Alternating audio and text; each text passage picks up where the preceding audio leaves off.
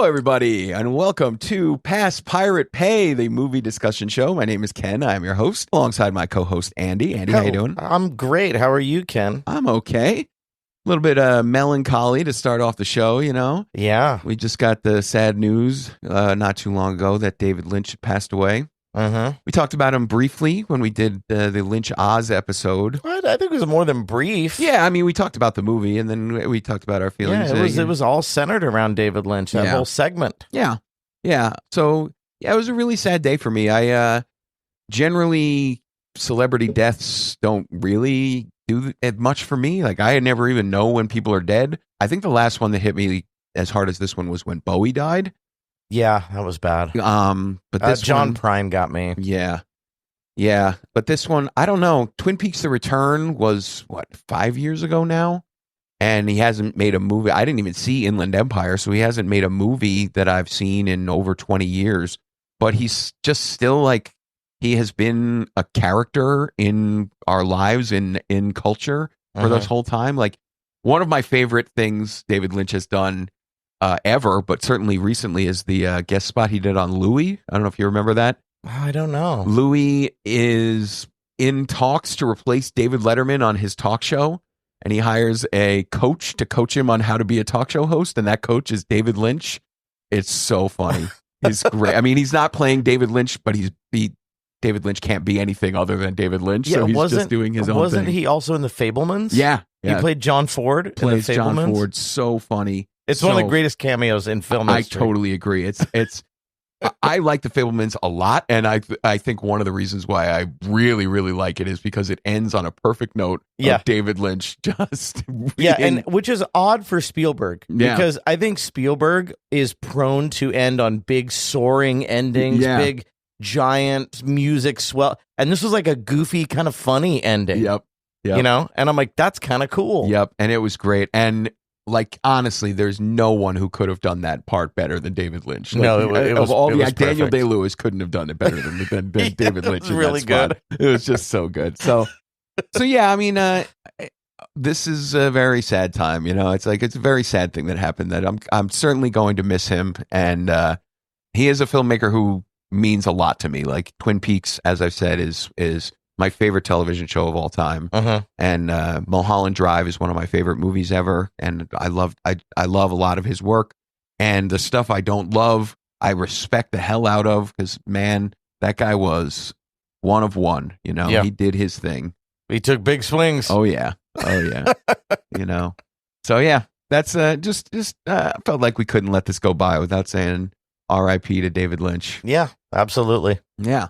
All right, so moving on from that. Oh, boy. Here we go. What a week we had. We sure did. So you found yourself a list of the most disturbing movies of all time. Yes, and those movies, the list that I found, the guy did like 40 movies. Oh, my God. And those were just 3 I picked sort of randomly. Okay. You know, I thought these would be the most fun. There's some of those movies on that list were just like glorified snuff films. Yeah. You know, like Faces of Death is on that list. Right, sure. And I didn't want any of those. I wanted something that was a movie with characters and a story and, you know, the whole, a movie, you know. Sure, yeah. You know, because that's what we do here. Right, absolutely. So I found 3. Yeah. And those are the ones we're going to do, the most disturbing films ever made. Yeah, so the movies we will be doing are A Serbian Film, Megan is Missing, and Salo, or 120 Days of Sodom. The Criterion Collection. From the Criterion Salo. Collection, yeah.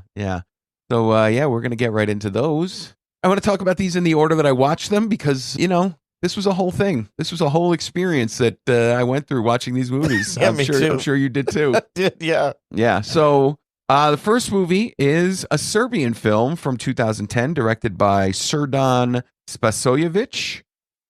Pass. Next movie. No, I'm kidding. We can't talk about this. So before we get into any of these, I think we need to tell our audience that these are very disturbing films. Very. And we'll be talking about some really, really awful things. Yeah, that is true. So, trigger warning or whatever you want to say. Don't listen to this in front of kids. Yeah. these are gnarly movies. Yeah. These are movies made by people who want to shock. Right. And we're going to be talking about all the parts that were in these movies. Yeah. So be careful. Yeah. Very shocking things happen. And we can't not talk about them. So, yeah. So, A Serbian Film is the story of the greatest porn actor of all time, I guess. Quite the stallion. Yeah. At one point, he is referred to as the Nikola Tesla of pornography. Yeah, that's high praise. I guess if you're in Serbia, I mean, it's fuck hard to do better than that. Yeah, so this guy, everybody's talking about how all of the women he ever worked with in these movies were all falling in love with him because he was always had a big hard dick. Yeah, and got the job done every time, and everybody always wants to be him. But he's mostly retired now. And he's got a little family. He's got a wife and a small kid. And they're bringing him out of retirement for one last job. So he's going through some money problems. The kid wants to take some piano lessons, and our hero Miloš is peeling off his money, and he's realizing it's running out. Yeah. So he gets a call from one of his former co-stars, and she's telling him about this guy who wants to make this big movie, and they're going to pay him enough money to set him up for life. So that's where we go. And, so he decides, I'll go and I'll hear this guy out and we'll make this movie. But they won't tell him what it's about for reasons that quickly become clear. So this is a Skinamax movie for the first 40 minutes of it, right? It feels like that, yeah. Like from the acting to the cinematography, the way it's shot, the music, the colors. Yeah, it's a washed out, video, shitty looking quality. Yeah. The music sounds like that kind of stuff. All of the women are their breasts are popping out of their shirts, and it's just this looks like a movie that you would watch on Cinemax at 1 a.m. on a Saturday morning. Right. It's really stupid because there are scenes where we're watching some of Miloš's old porn movies, and those movies are made to look ridiculous, but the acting in just the regular movie parts is just as bad as all of the acting and all of it's just what the fuck are we even doing here? You know what it's doing.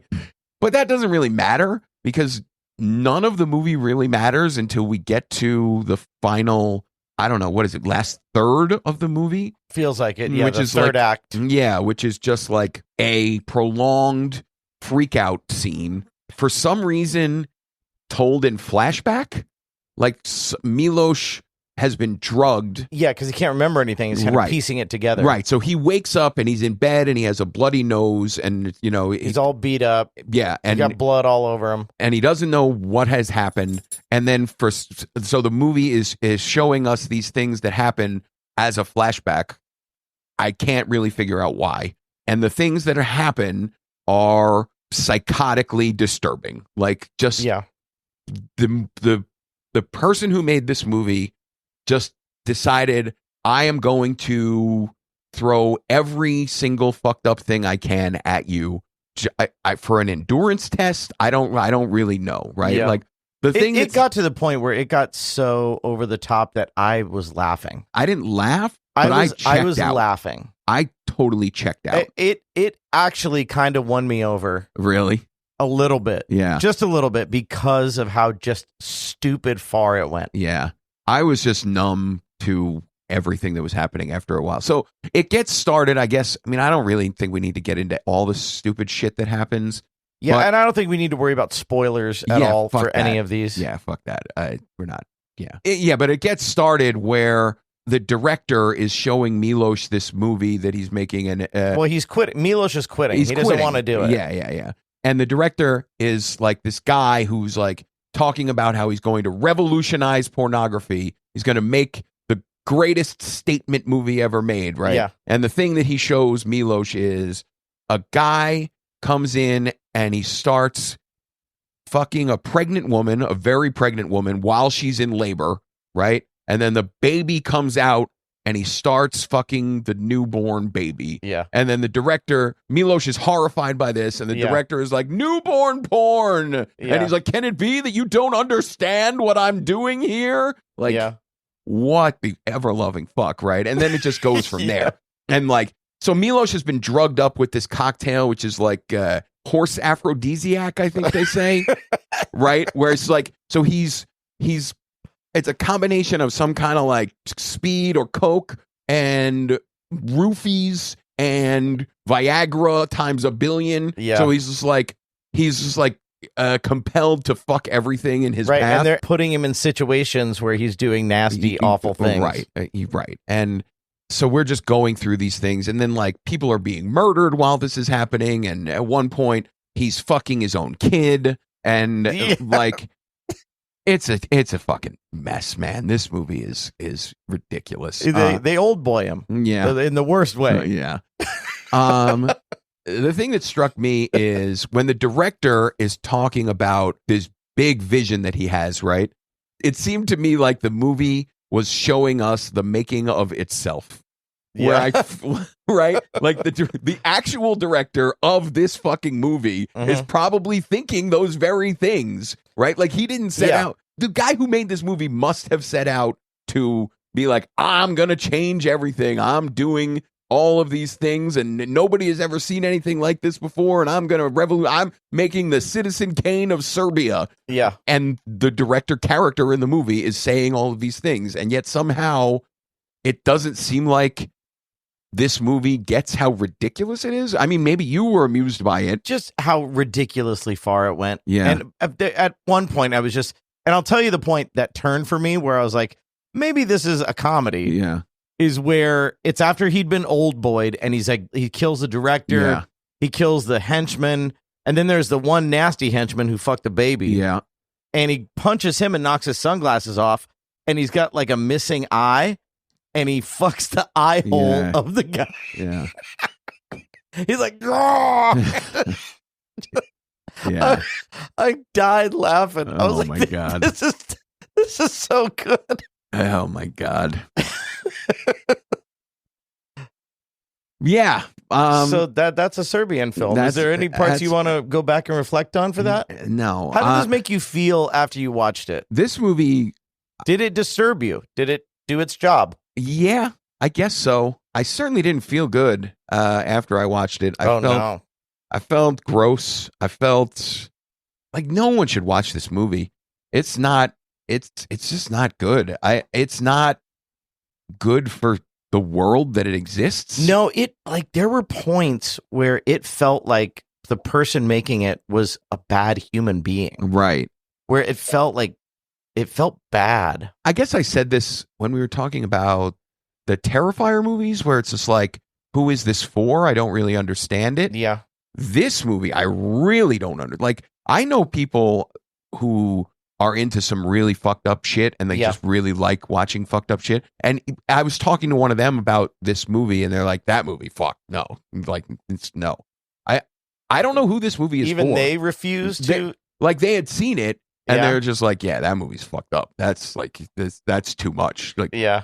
I don't understand what the point of this movie is. I don't understand why it exists. I mean, I think it is to push boundaries. Right. And sometimes those are necessary. Yeah. Sometimes boundary pushing things are necessary. But sometimes when they're done in such poor taste. Right. There are movies that are push the boundaries that are still great. Right. I agree. Yeah, I agree. So I don't know anything about Serbia. I've met a few Serbian people, and every person I've ever met from Serbia is a hard motherfucker. Yeah. Like, if you want to get shanked, go fuck with a Serbian guy is my experience.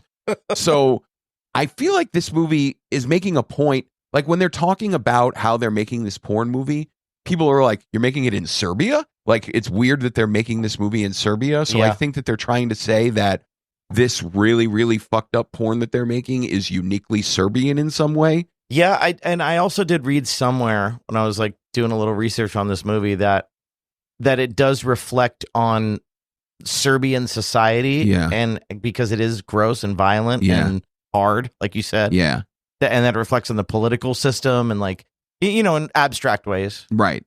So I feel like that's what the director was going for. It's so funny. Like, I was thinking about my least favorite movies of all time, right? And like, one of my least favorite movies ever, one of the worst movies I will say, is The Force Awakens, Star Wars Episode 7. Okay. And the reason I hate it is because it is creatively bankrupt, right? Like it's not trying to do anything other than tickle people's member berries and make a fuck ton of money, right? There's no value to it as a creative artifact, right? So and I hate it because it is soulless, right? This movie, the fucking guy who's making this movie is really trying to do something. Like he really wants to say something. But the thing he wants to say is awful. He has no ability to make the thing that he wants to say. Like everyone involved in this movie is untalented, and it's a statement that should not be made, or having been made should not be received by anyone because it adds nothing to the conversation of the world. Yeah. So I don't know where I come down on this thing where it's like, obviously this movie is atrocious. I hate it, right? But is it where does it rank on the list of the worst movies I've ever seen? I don't really know, because I do applaud effort. I do like it when people try things. But fuck, man, what the fuck? Why this? What? Yeah. Just no. Like, just no. Seriously. Yeah. I feel you. Yeah. I feel you. It was also just like, but they did, like, there was some effort to humanize our hero. Yeah. You know, and to give him some sort of arc, you know, that was there. Right. Yeah. Like, it wasn't just gross stuff. Yeah. You know, some of the movies on that list were just a compilation of gross stuff. Yeah. You know, no characters, no nothing, just gonzo gross. Yeah. I guess. I mean, I do give the movie a small amount of credit for a swing, right? But yeah, I don't know. It kind of feels like saying that about Charles Manson, right? Like he was trying to do stuff. He was trying, you know, he had a character arc. Right? Like, I mean, this is just a movie. He's not a murderer, but like if the thing that you're trying is so reprehensible, then how much credit can you really be given for trying? Yeah, I get you. I get you. I tried to think of a redeemable quality of this movie, and I couldn't come up with one. Yeah. I was talking to some people after I watched this movie, and I was describing it slightly, and one of my friends is like, "Oh, that sounds awesome. I'm going to watch that." And it's just like, I can't stress this, and just don't. Well, here's the thing: shock and disgust are emotions. Sure. When a movie elicits an emotion, it's doing its job. Yeah. And this movie was built to elicit shock and disgust. Yeah. So did it? I think it achieved that. Yeah. I suppose you're right. Yeah, you're right. You know, I don't think this person set out, whoever made this movie, I don't think they set out to make a blockbuster. Sure. This was a niche movie. This is exploitation. Right. You know? Yeah. But I don't think that's the entire goal that this person had, right? I think they're also trying to say something. They're trying to make some kind of political or artistic statement beyond, I'm going to make you as uncomfortable as I possibly can, right? Yeah. That's not the only goal of the movie. No, but it is the only thing it achieves. But I will say that there are people who enjoy movies that shock and disgust them. Yeah. Like whoever said that. Yeah. You know, your friend that said that. I guess so. I like things like that too, when they're done better, I guess. Like The Exorcist. Sure. Yeah. The Exorcist does shock and disgust. Yeah. Pushes the boundaries. Yeah. Mm-hmm. Yeah. That was on this list. Yeah. One of the movies I was surprised you didn't even mention is a movie called Irreversible. It's a French movie. You can't make a list of the most disturbing movies without including it. It could have been on there. Yeah. And it's a movie that is very grotesque at times and very difficult to watch, but it's really good. It's actually saying something. The difference between that movie and this movie is so stark to me, where it's just like, you know, you can shock and horrify while, like you said, like The Exorcist, like you can shock and horrify in a good way or in a way that actually does something beyond that. And that's when it's valuable to me, you know? Yeah, me too. Yeah. Me too. I do not seek out movies in order to be shocked and disgusted. Right. I avoid those. Yeah. I would have avoided every one of these movies. Yeah. You know? Yeah. But I didn't for you, Ken. Oh, thank you. You say that even though this was your idea. It was my idea. It was my idea. But my idea was to shock and disgust you and have you tell me about it. But I didn't think that was fair. Yeah, I didn't think that was fair either. So I'm glad. But Irreversible sounds interesting. We will save that for part 2 of Ken Gets Disturbed. Yeah, great. So let's make it official. Yeah, let's do it. Is A Serbian Film a pass pirate pay for you, Ken? I mean, pass. Seriously. Like, go outside and play. Don't watch this movie. It is also a pass for me. just don't. I know it may sound cool to that you know, it's so badass. Hardcore Serbian gross out movie. Just don't. If you never listen to another thing I say on this podcast, listen to this one. Don't go see this. Don't see this movie. Don't watch this movie. No one watch this movie. Fair enough.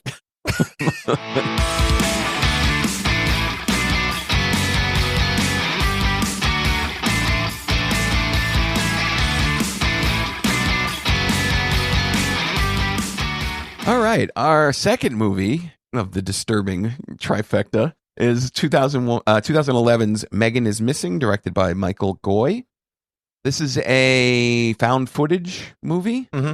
It's all footage from basically 2 teenage girls, like webcams, and one of them has a camcorder, security cameras, and news clips and things like that. And it's about 2 15-year-old girls, and they are abducted and horrible things happen to them. Yep. So this is another movie where, Ken, I mean, it's weird to say because these are low budget movies, but like the quality of the acting in these movies, very, very bad. This one especially. Really bad. Like the actress who plays Megan is particularly terrible. Like, just very, very bad. Everybody is. Everybody's bad, but she to me stood out. Like, it feels like student film acting. Like, the thing is, like, thinking about found footage movies, like the Blair Witch Project, that's a movie that was made for no budget with 3 actors nobody's ever heard of. But I actually think those people are good. So I have a theory about that. Yeah. You know all about the way they filmed Blair Witch, right? I do, yeah. How they actually, there was no script. Right. And they just put them in a situation. Go out in the woods and we're going to screw with you. They scared them. Yeah. They depleted their food. Right. They did a whole bit. So and they would leave notes. They would leave notes for one of them to do a thing, and that the other 2 didn't know about, and stuff like that. Yeah, right. And at some point, like they weren't acting anymore. Yeah, I guess that's fair. You know, and I think that this movie also has a little of that. I think you might be right. Yeah, but because the acting did get good. Yeah, the end at a certain point. Yeah, I thought. Yeah. I can see what you're saying. Yeah, the actress who plays Amy, the other friend, she goes through a lot in this movie, and a lot. And yeah, you're right. I mean, I guess it's kind of like a Shelley Duvall in The Shining kind of thing, where it's just like you push this person to the edge of their limits. I don't know if that's how it went. Right. But sure seems like it. But there was a turning point in the acting. Yeah, I thought. But yeah, this movie, and like there are some weird choices made where it's like, these are supposed to be high school kids hanging out. So Megan has one friend named Amy who's a good girl. They're the best. They're 2 best friends, right? But then all of Megan's other friends are like dirtbags and sluts, right? And they're like just banging random dudes to get drugs. And that's their lives, right? And one of these other friends is hanging out with some dude, and I feel like they're trying, like, this guy is supposed to be roughly their same age, but he looks like he's 40. Like, he's just hanging out at this high school party with all these, like, I know what you're talking about. Like, he looks like he could have gone to high school with me. Like, it's really strange. So yeah, it's really weird casting. And then like, there's this one dude who's supplying drugs, and he's throwing this party, and he's like, I got all the best parties. I got the best. And it's just like this fucking abandoned house. And this super cool party that they're all at is just kids sitting around on the floor drinking and smoking weed. And then there's somebody's off in a random room getting a blowjob. It's like, there's just what is this super cool party? What the fuck are we doing? It's really weird. Yeah. So eventually Megan meets this dude on the internet. He doesn't have a webcam because it's broken, but he shows a picture of him, and he's a young guy just like them. and he convinces Megan to meet up with him, and then he abducts her, and then he later abducts Amy, and then the movie ends. There's a caption on the screen that says the final 22 minutes of this movie are unedited footage from Amy's video camera. Yeah. And that's when the really fucking disturbing stuff happens. Yeah, that's when the movie takes a turn. Yeah. Which is the last third kind of? The third act of that? Yeah, basically. Yeah. And like, this is bad filmmaking, right? Like, you're making a found footage movie. I don't know why you've chosen to make it as a found footage movie. It doesn't seem like you need to do it to tell the story that way. But if you're going to do it that way, don't cheat. In the universe of this movie, there's no reason for the footage in the last 22 minutes of this movie to exist, right? Like, the killer is filming Amy as he's doing all of these horrible things to her. Like, there's a prolonged rape scene that is really, really uncomfortable. Yeah, it is. And then the movie ends notably where he puts Amy. Well, before this, he says, I need you to get in this barrel, right? And I'll take you home. Yeah. And they open the barrel, and Megan's corpse is in there dead, and that's kind of a jarring. Yeah, for sure. Like, that kind of surprised me. Yeah. Like, I kind of knew it was going to happen. Yeah, but the imagery of it was right. She was dead. Yeah, she was ugly dead. Yeah. Yeah. So then Amy gets in the barrel, and she's sealed in this barrel, and the movie just ends with the camcorder lying on the ground as this guy is digging a hole to put the barrel in, and she's begging for her life. She's begging for her life, like convincing, right? Begging like she's for her pleading. Life. She's telling the guy that she loves him and she'll be whatever she's trying everything. Wants. Yeah, and so it's just a prolonged, like a long shot of this guy digging while Amy is begging for her life, and like, it's really unsettling and really uncomfortable. And I'm not even saying it's not effective. I think it actually was. I think it was very effective. I think that whole third act was very effective. But like, why does it exist? Because before they show us that, they show us where the filmmakers, I guess, the in-universe filmmakers got this footage from, which is the killer just dropped this camcorder in a garbage can somewhere, where it's just like, why is this guy filming all of this stuff and then throwing the camcorder in the garbage? There's no reason for this to exist. Why?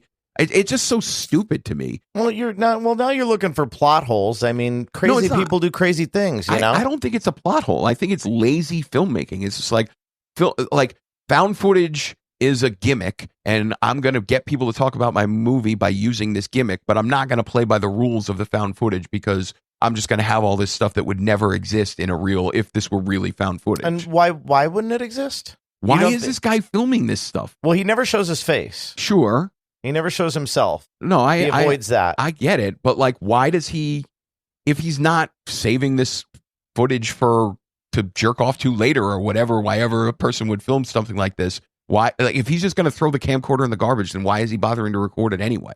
It doesn't make any sense. Maybe so other people can find it and as like a look what I did. I just don't know. buy it. I'm not a killer. I just don't buy it. I don't buy it at all. It just seemed like a massive cheat to me. Like, it seemed it seemed really not. It seemed like not good filmmaking. It seemed like a movie not playing by its own rules. Yeah.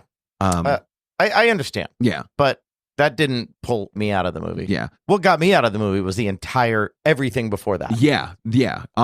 There's if the beginning was better, right. I think this might have been an okay movie. Yeah. Yeah. I mean, I certainly I don't know if I'd go that far, because I think this is another movie where, because you would care about the characters more. Yeah. This is another movie where the director clearly is trying to say something, right? This time, I actually think that the guy making this movie, I think his heart is in the right place. Yeah. I think he wants to make some kind of a statement about the way we treat young women in this country, in this world. And the state of the internet. Yeah, exactly. And how fucked up, how dangerous it can be. Yeah. Like Megan, she's constantly talking about like how she was sexually abused by her stepfather, and she's just like, she is made to perform all these sex acts to get drugs because she's an addict, and she's 15 years old. And there are all of the young women, except for Amy, all of the young women in Megan's orbit are like, seem like they're kind of in the similar world where they're just like doing all of these degrading things for all of these dudes just because they're all addicted to whatever drugs they were taking. Yeah. So it does seem to me like the director is trying to say something good in this case. So to separate it from a Serbian film, it seems like the director is doing something that should theoretically be worthwhile. But at the same time, I once again have to quibble with the way he goes about it, right? Like it's a very exploitative movie, I think, right? Like the prolonged rape scene is very shocking, but it's also like, I don't know, it's graphic and kind of unnecessary, and it feels really, like I said, exploitative towards the actor playing Amy. It feels like the women in this movie, girls, I guess. I don't know how old the actors are. They're playing 15-year-olds, but they feel like 18 or 19-year-olds. Yeah, probably. But it does feel like they're being exploited. You know, like there's a lot of stuff like that that's happening that it felt kind of gross.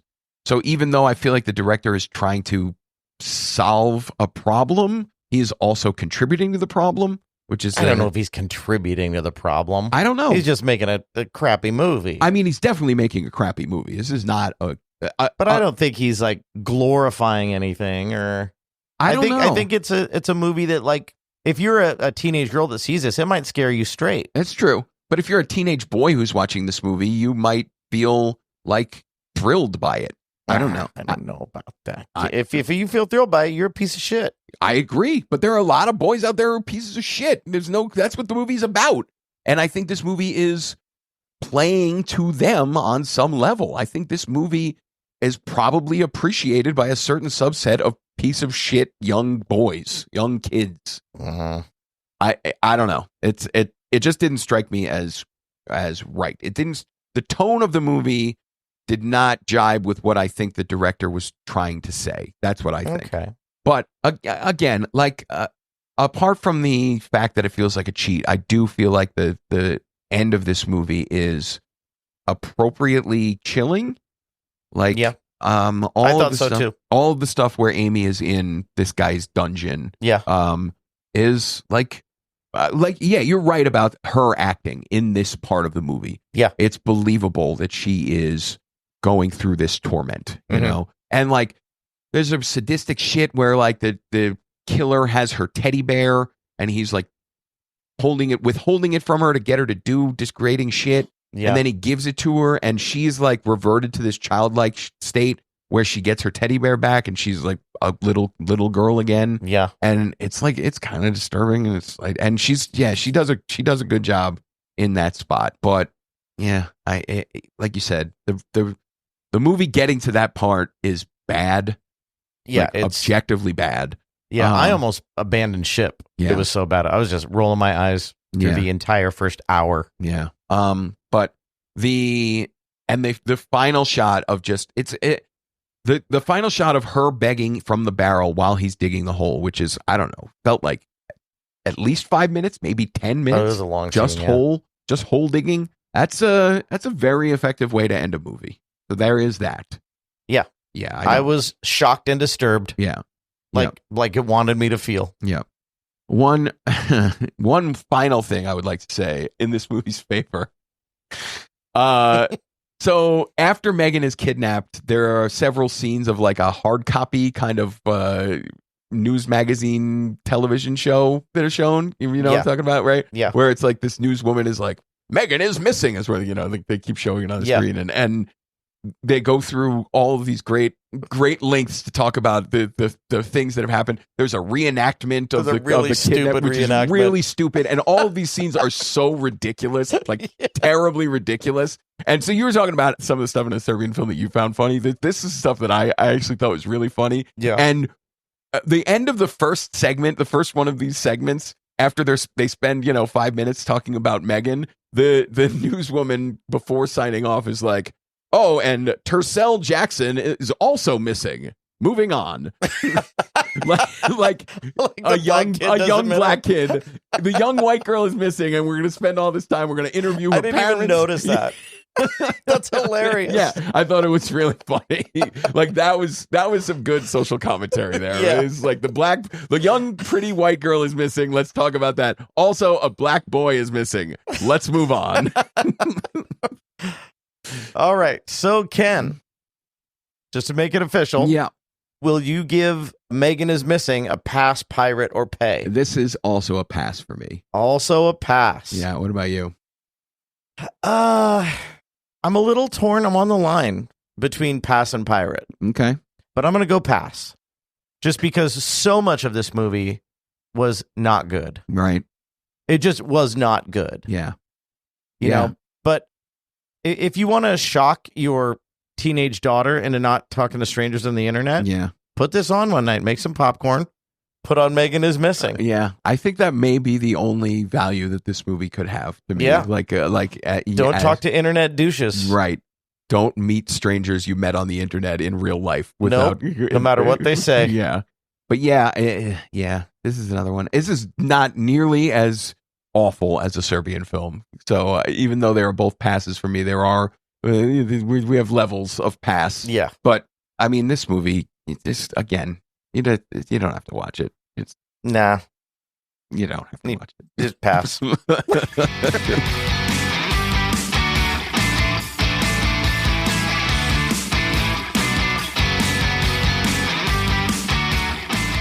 Okay, our final movie is we're going to go all the way back to 1975. Well, a year before I was born. Oh, yeah. See, neither of us were alive when Salo was made. Salo, directed by Pier Paolo Pasolini.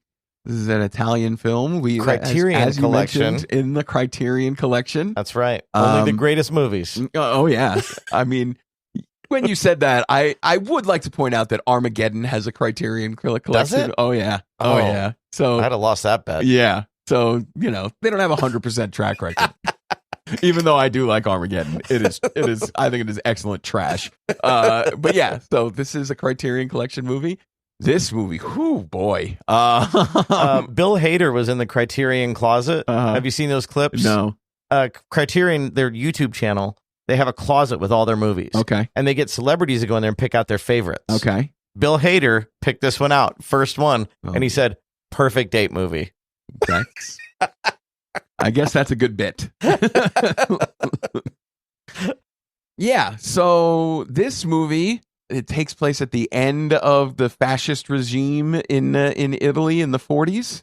Okay. And so some high-ranking members of the government, bourgeoisie, that's what it is. You know, they take it upon themselves to kidnap 9 young teenage boys and 9 teenage girls for the purposes of doing relentlessly horrible sexual things to them. So they kidnap them and they bring them to this estate and turn them into sex slaves, basically. This movie, it blows my mind. It came out in 1975. Yeah. Blows my mind. No, it doesn't to me. This feels like the 70s to me, actually. Does it? Yeah, it does. Especially European 70s movies. You ever see any like Italian horror movies? Not really, no. From that era, yeah. Like the original Suspiria, all those Dario Argento horror movies. There's a lot of, it doesn't go as far as this movie, but there's a lot of very similar things going on. This movie felt like the 70s of Europe to me. Okay. But yeah, so this movie starts out with like black and white opening credits with some like feels like music from the 40s over the credits, and it's like oh, this is a movie. This is the third movie I watched. Like I said, we're doing these in the order that I watched them in, and I was like, and then we get some of these shots, and there are some like very artistically framed shots in this movie, like we're shooting things through doorways so that the frame of the door is framing the thing in the image that's happening, and it's just like, oh, this is a person who is actually taking some care. After watching the 2 previous pieces of shit that we just watched, I was like refreshed. I was like, whoa, this. Are we actually going to get something good here? This is this is very exciting to me. You know, we're getting some things. I was quickly disabused of that notion. Oh no, we weren't a fan of Salo. Oh man, dude. Oh man. So again, another movie where I kind of feel like I know what the filmmaker is trying to say, and in this case, it seems to me like there's a lot of stuff where the dudes in charge, they're all very anti-religious, these fascist dudes, right? Mhm. So, like, and they're doing all of these horribly depraved things that a lot of them, like, there are wedding ceremonies and stuff, so they're, like, tinged with sacrilege, because Italy's a very Catholic country, you know? So I feel like the guy who made this movie is probably Catholic, and I think so, yeah. this is his reaction to rich atheist bourgeois assholes. Like, I feel like what part of what this movie is trying to say is if you subtract God from your life, you become a shit-eating animal. I watched a little bit about this director. Okay. This director was a big fan of like localized cultures. Okay. And at the time, we were getting more global. Yeah. Right? McDonald's was opening in other countries. Yeah. And that was the scene we'll get to later. Mm-hmm. He said that like food was becoming, because he was Italian and he grew up in a little Italian village with a tight-knit culture. And he saw that going away, and he saw the food becoming gross and vile. And he also said that this is what you get if absolute power comes into play. Right. Like you get an anarchy from the people in power. Yeah. Yeah, because this movie is, it is very anarchic, right? Like the people who are in charge, these dudes, are totally unpredictable as to what they're going to do at any given moment, right? Like this movie is very, I feel like it's overlong because there's a lot of repetitive things. It's like, how many different scenes are there where all of the naked kids are sitting around a room while somebody's playing a piano and an old woman is telling stories, gross story, telling disgusting stories of blowing somebody or taking a shit on some guy's face or something, you know? And then, but while these things are happening, these guys are, one of these guys will be randomly grabbing a kid's dick or like groping somebody or bending over and showing his asshole to people, like just doing random things. And these guys are, for no reason, over and over again, one of these guys will just fly into a rage and start shouting at people. Yeah. You're right. It's very much, there's a sense of anarchy because you just never know what these fucking guys are going to do because they're completely insane. Well, let me ask you this. Like, do you think there is maybe parallels between Salo and Epstein's Island? Yes, I think probably. And that maybe the thing that he was trying to warn us about played out a little bit? Yeah. You could very well be right. I guess it's entirely possible that there was a state where some shit like this was actually happening in Italy at the time, but I think it's... I don't think there was. Right. I don't think there was. I think this was his prediction of, right, if you go down this road of fascism and absolute power, I think that you could end up with something like this. I think you're right. Yeah, I definitely think so. I think that this is his comment on the modern world, getting away from the values of the past leads us to, like, I mean, the obsession with shit in this movie is insane. Like, so much shit in it was this so movie. gross. So I took two swipes at this movie, right? I watched the first, The Circle of Desire, because they're broken up into desire, shit, and blood. Yep. And I watched Desire, and I watched all that, and then I took a break, like a day-long break, I think. Came back, made myself a nice plate of microwave lasagna. Oh, no. And tucked into Circle of Shit. Oh, my God. Just so much shit. People bathing in it, people eating it, covering themselves with it. Like, it's fucking crazy. Yeah. It's so disgusting. Yeah. I watched a making of. Oh, my God. A little bit of a making of. And I guess, like, you think that this is very traumatizing to these actors. A lot of them are naked. But they said that the way that they filmed it was they would film just little pieces at a time here and there. Yeah. And that the editing is what made it really shocking. Okay. And they said they had a great time filming it. They said it was a great time. They had the guy who made the shit that they ate. Yeah. And he made it delicious. Oh, my God. Because even the bourgeoisie, they partake in the eating of the shit. Yeah. And I guess he made it with like berries and chocolate, and I guess it was delicious. Oh my God. And then like the way the movie ends, where it's just like all of the kids are being brutally murdered, like tortured to death, where it's just like we're lighting candles and putting the fire underneath their dicks or their breasts or like we're taking a branding iron to somebody's nipples, plucking their eyes out. Somebody gets scalped. Yeah, I mean, it's just like it's just so fucking gross, visceral, and 70s special effects visceral. Yeah, and like it's also like really weirdly stagey. So I guess that speaks to your point about how much of the movie was done in editing, because there's so many shots where it's just like it kind of looks like a gross painting, where it's just like you'll see a bunch of the young naked kids like posed in a certain way, like as some action is happening in the foreground, the background will be all of these kids just like posed with blood or shit all over them in some way, and it's really weirdly stagey and heightened, or the opposite of heightened, maybe like unrealistic. At some point, not unrealistic as in like I can't believe this would ever happen, but done in a way as to be like, hey, you are watching a movie. It felt like there was quite a bit of that, where it's just like they're not trying to make you feel like this is reality. They're trying to be like, this is, I don't know, art. But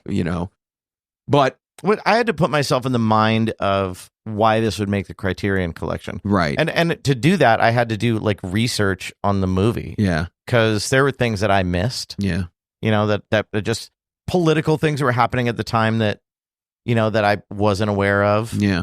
And the director's sensibility of it all, because this is an outrageous movie. And it's these four like high up ranking, president, emissary, like all these big giant high ranking individuals, and they're indulging in their darkest, most awful fantasies. Right, exactly. That they possibly can. Yeah. At one point, one of the guys is soliloquizing about the nature of lust and power, and he's just like, the only way you can have true sexual gratification is in a world with slavery, because only when you have total power over someone can you become gratified. Like that's the way these guys think. Only because they're free to. They hold these kids' lives in their hands. They could murder them at any time and force them to do whatever they want. And that's the only way these guys can get off.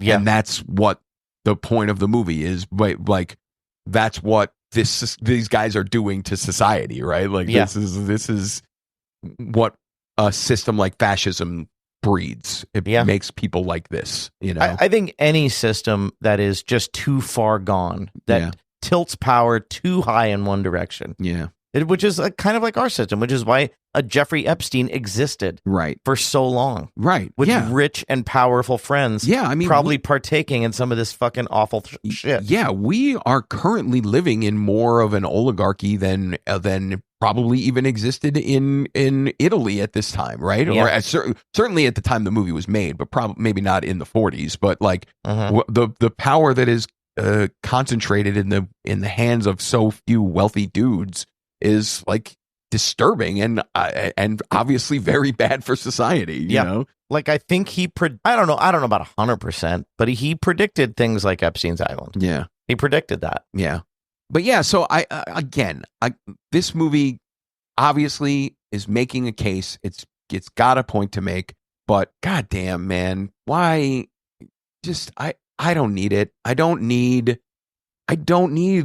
shit eating in my life. It's just like you can make that point in other ways. I don't know. I guess you want to shock people out of their comfort zones and make them, hey, like wake up. This is what's going on. But like nobody's gonna go see this movie. Nobody's gonna watch this movie. You've made it too inaccessible by making it so fucking gross. Yeah, and I'd also like to talk about that for just 1 second. Sure. I tried to find where to watch this. Yeah. You and I have secret access to everything. Of course. But I tried to find where you can watch this just normally. Yeah. The only way you can do it is by buying the Criterion Criterion collection. channel. It's nowhere online. Yeah. I don't think it's on the channel. Oh, really? You just have to buy the DVD? Yeah, I didn't. It on Just Watch, it was nowhere online. Oh, wow. And you had to buy the DVD, and they start at like $50 or $85 for high definition. Yeah. So you have to spend a lot of money to watch this movie. Yeah, I don't know. Like, I understand the value of shocking people, especially when people are so complacent. And that is certainly the problem with our society at this time.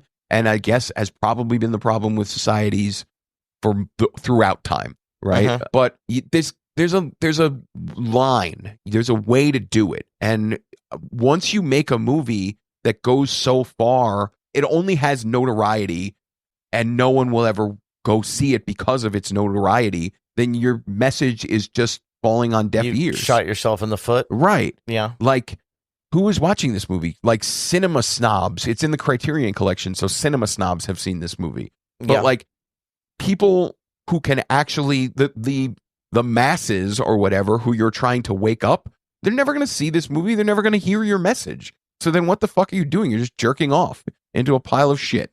Like, well, I don't know. I think that this is a big swing, and it's a miss. Yeah. You know, because of those reasons that you stated. I think so.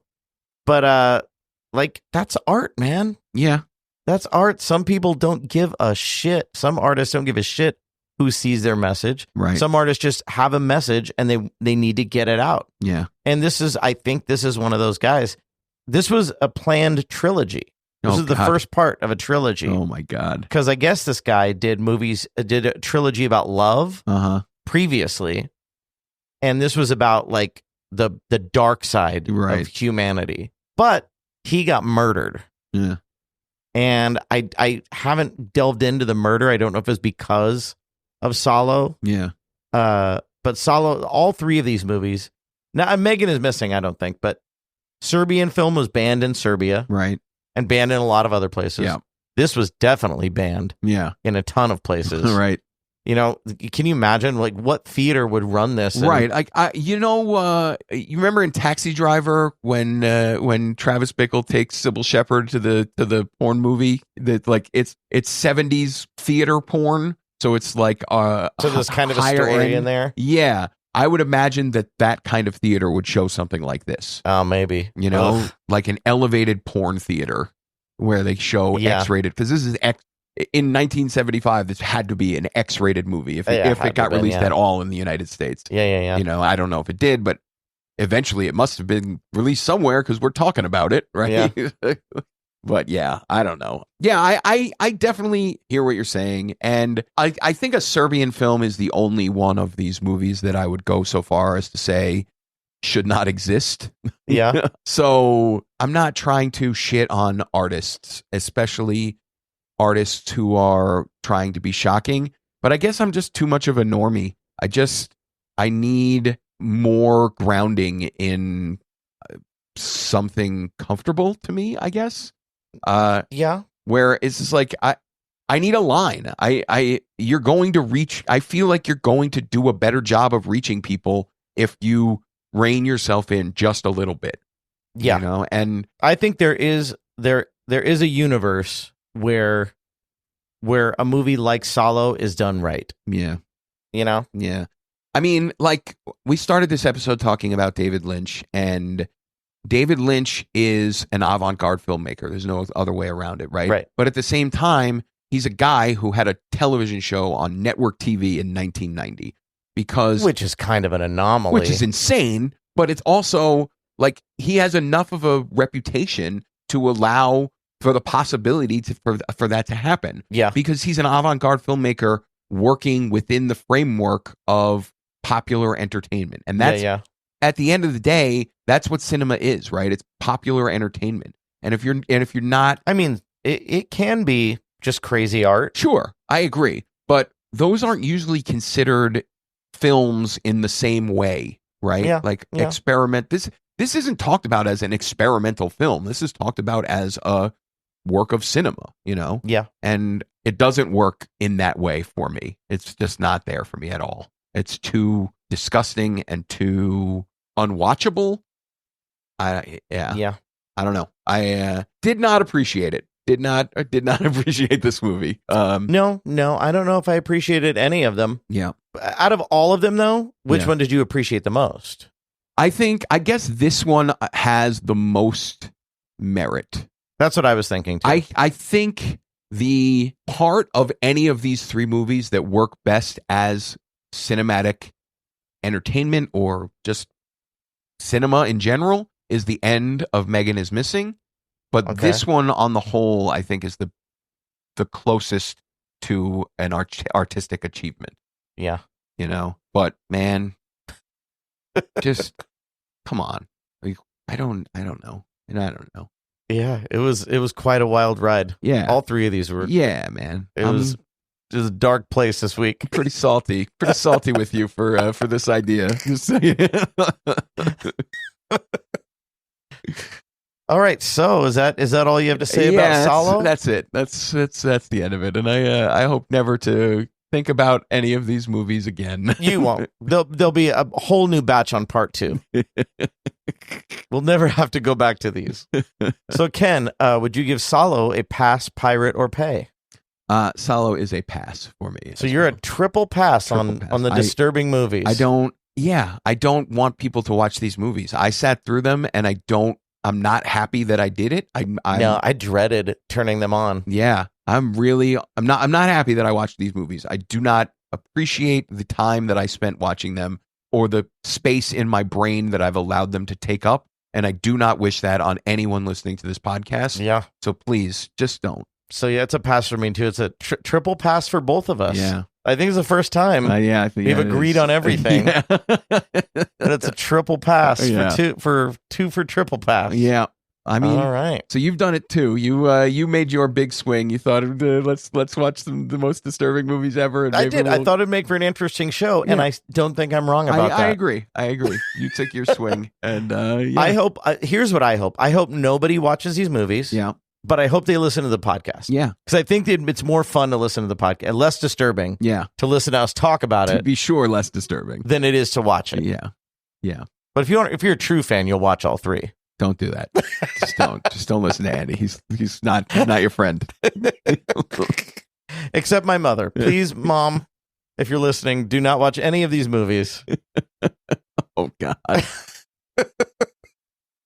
She actually was the inspiration for this. Oh, really? She made a post where she said, I think an interesting show would be movies that you saw, but she said if you saw them and liked them, but would never watch them again. Oh, okay. Because there's a few of those. Yeah. When we talked about when I was talking about Irreversible, that's a movie that I really, really liked, and I never want to see it again. Yeah. 7, I felt that way. Great movie. So that's that. Do we want to talk about what we're doing next week? Yeah, let's talk about next week. All right. So next week, in honor of the newly released Wolfman movie, we're going to do a Universal Monsters theme. Yeah. So next week, we're going to be doing Wolfman. And we're going to be doing Abbott and Costello Meet Frankenstein. Yeah. And we're going to be doing The Creature from the Black Lagoon.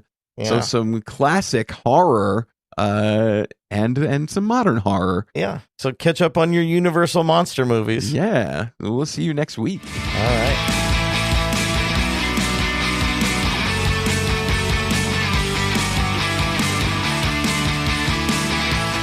Thanks for tuning in to Pass Pirate Pay. This episode was produced by the one and only Andy Morris. If you haven't already, hit that subscribe button on your favorite podcast app. We'd hate for you to miss out on all the fun. Curious about where to stream the movies we talked about? Head on over to passpiratepay.com. We've got everything listed with handy links on where to watch. You can also join the conversation on our Facebook page or stalk our cinematic musings on Letterboxd. Links are on the site. Got a movie or a TV show you think we should review? Fill out the contact form, or this is cool, you can even text us right through the episode player on our website's front page. Thanks again for hanging out with us. Until next time, keep watching, keep rating, and keep it past Pirate Pay.